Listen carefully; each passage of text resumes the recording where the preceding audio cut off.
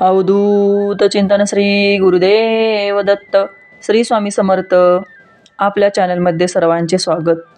आजचा आपला विषय आहे श्री गुरु नरसिंह सरस्वती महाराजांची संपूर्ण माहिती. चला तर मग व्हिडिओला सुरुवात करूया.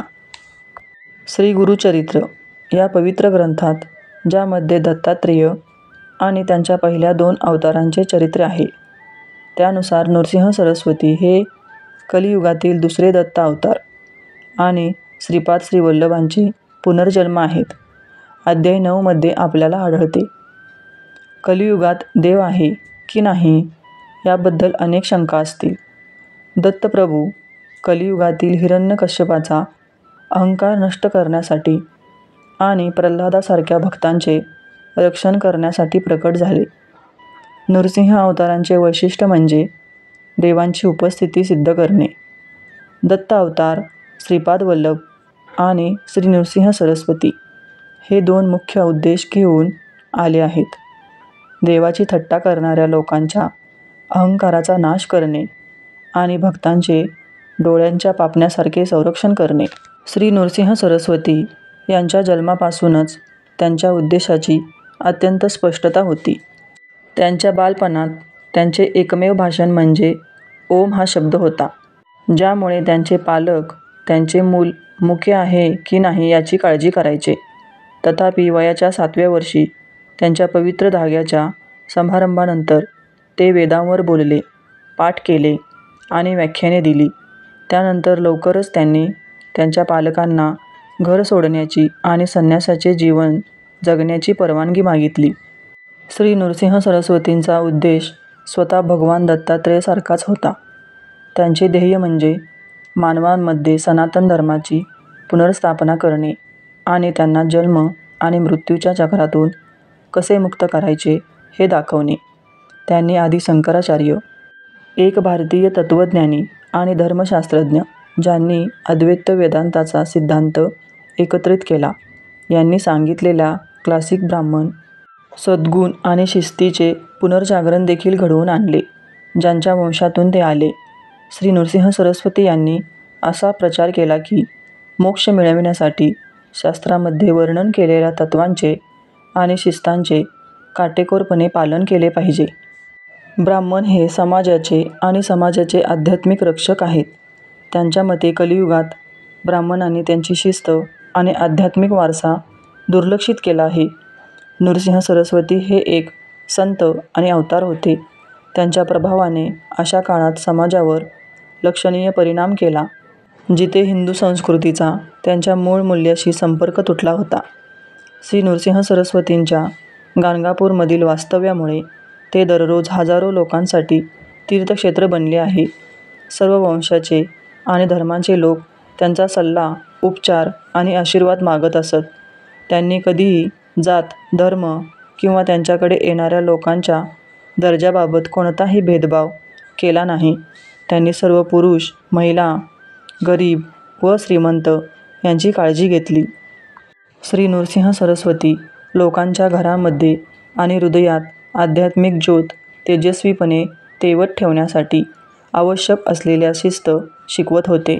त्यांच्या मनाला शांत केल्यानंतर ते त्यांना ईश्वरी मार्गावर आणण्यासाठी, आध्यात्मिकदृष्ट्या विकसित होण्यास मदत करण्यासाठी आध्यात्मिक सूचना देऊ लागले, जेणेकरून ते जन्म आणि मृत्यूच्या संकटापासून कायमचे मुक्त होतील. श्री नरसिंह सरस्वतींचा जीवन इतिहास. श्री नरसिंह सरस्वती हा दत्तात्रेयांचा दुसरा अवतार आणि श्री श्रीपाद श्रीवल्लभ यांचा पुनर्जन्म मानला जातो. पहिल्या दत्तात्रेय अवतारांचे चरित्रलेखन असलेल्या श्रीपाद श्रीवल्लभ चरित्रामृत या पवित्र ग्रंथात असे म्हटले आहे की श्रीपाद श्रीवल्लभांनी एकदा अंबिका नावाच्या एका गरीब पण धार्मिक महिलेला आत्महत्या करण्यावाचून वाचवले होते.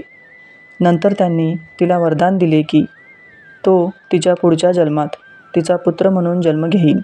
त्यांचा जन्म इसवी सन 1378 मध्ये करंजपूर येथे हिंदू कॅलेंडरनुसार पुष्य शुद्ध विदया रोजी झाला, जो सामान्यतः ग्रेगोरियन कॅलेंडरनुसार जानेवारी-फेब्रुवारी मध्ये येतो.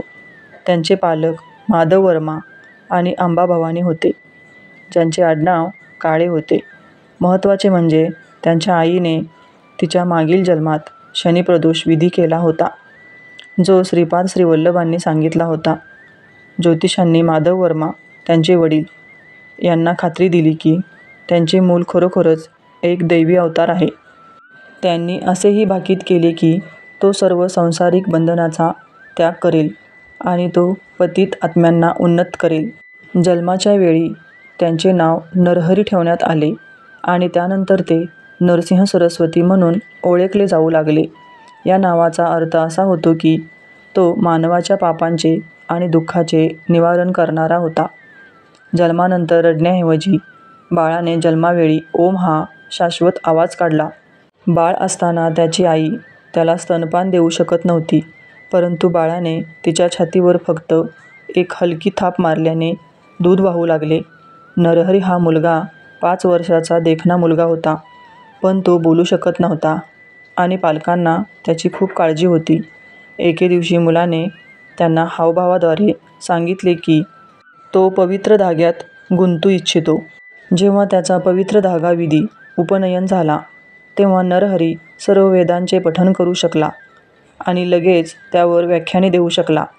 पालकांना खूप आनंद झाला, परंतु त्याचा आनंद टिकला नाही. समारंभानंतर त्यांनी त्यांच्या जीवनाचे उद्दिष्ट पूर्ण करण्यासाठी त्यांच्या आईवडिलांचे घर सोडून संन्यासी म्हणून जगण्याची परवानगी मागितली. सुरुवातीला त्यांची आई त्यांच्या इच्छेविरुद्ध होती, तथापि नरहरीने नंतर तिच्या कपाळावर हात ठेवला, ज्यामुळे त्यांना दत्तात्रयांच्या रूपात त्यांच्या खऱ्या प्रतिष्ठेचे दर्शन झाले आणि त्यांना त्यांच्या मागील जन्माची आठवण करून दिली, ज्यामध्ये तिने त्याच्या आध्यात्मिक प्रयत्नांना मर्यादित न करण्याचे वचन दिले होते. त्यानंतर त्यांनी पुन्हा त्यांच्या आईला सांगितले की त्यांना गृहस्थाच्या सामान्य अवस्थेतून जाण्यासाठी नाही, तर थेट संन्यासाच्या जीवनाकडे जाण्यासाठी नियुक्त केले आहे. वयाच्या 8व्या वर्षी आपल्या आईचे घर सोडण्यापूर्वी त्यांनी त्याच्या आईला वरदान दिले की तिला 3 मुले आणि 1 मुलगी होईल आणि तो त्यांचा पुढचा मुलगा होईपर्यंत राहील. त्यांच्या आईला आणखी मुले झाल्यानंतर त्यांनी त्यांचे डोके कापडाने झाकले, लाकडी चप्पल घातली, शरीरावर गेरूचा झगा घातला आणि एक कोडी पीस घातला.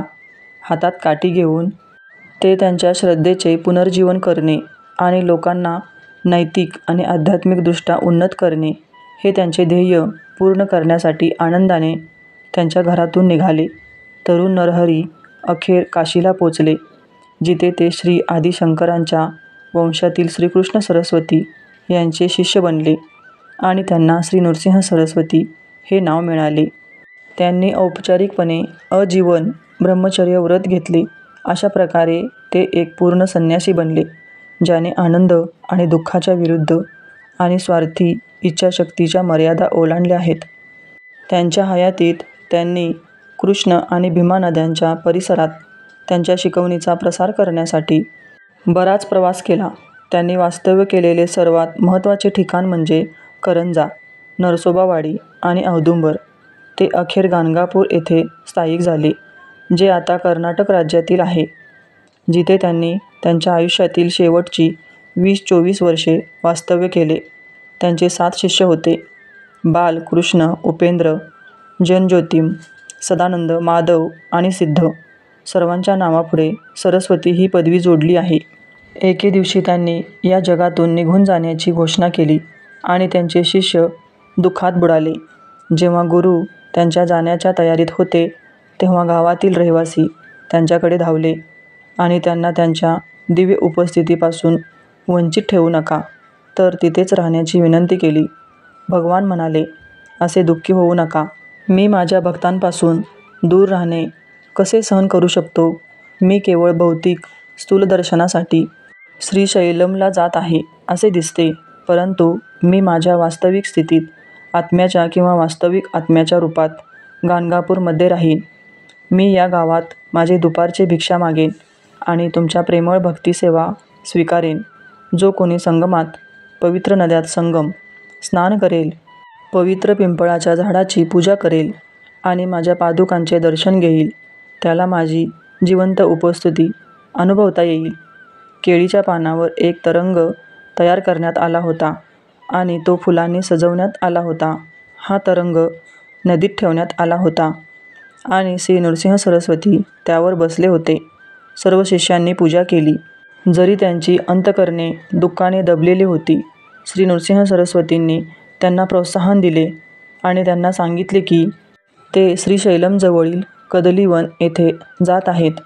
तिथे पोचल्यावर त्यांच्या सुरक्षित आगमनाची खूण म्हणून फुलांचे गुच्छ प्रवाहाच्या विरुद्ध तरंगत परत येतील.